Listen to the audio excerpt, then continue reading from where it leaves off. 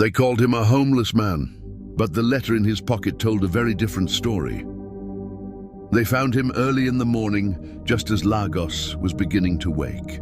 Under the Carter Bridge, where the smell of damp concrete mixed with exhaust fumes and old dreams, a man lay motionless on a flattened carton. His body was thin, his clothes torn, his beard grey with dust and age. Some passers-by slowed down.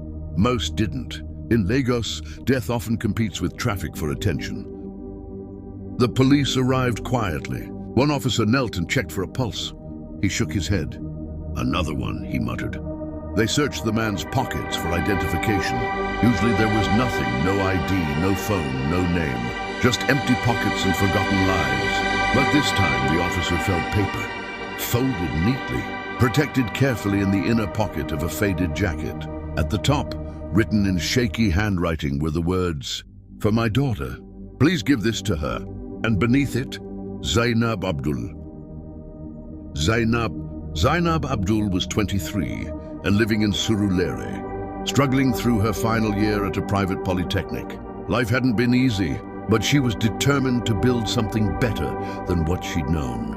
Her father had disappeared when she was 7. No goodbye, no explanation, just an empty chair and a mother who cried herself thin. People talked. Some said he ran away with another woman. Others said he was involved in bad business and feared arrest. Her mother never defended him. Silence was easier than pain. Zainab learned early not to ask questions. The call came in the afternoon. "Good day, Ma. This is the Lagos State Police. We believe we have information regarding your father." She laughed, a sharp, bitter sound. "My father?" she said. "My father abandoned us. Whatever happened to him is not my business." "Ma, please," the officer said gently. "We recovered a letter. He mentioned your name." Something in his voice made her stop. At the station, they showed her the jacket. It looked too small, too broken. They handed her the letter. Her name stared back at her. Her hands trembled.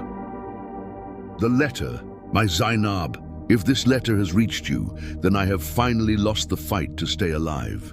I'm sorry you grew up believing I abandoned you. I wish I could have explained, but some truths are safer when kept silent. Before you were born, I was a dangerous man. I worked with people who believed loyalty was stronger than blood. When I tried to leave that life, they warned me.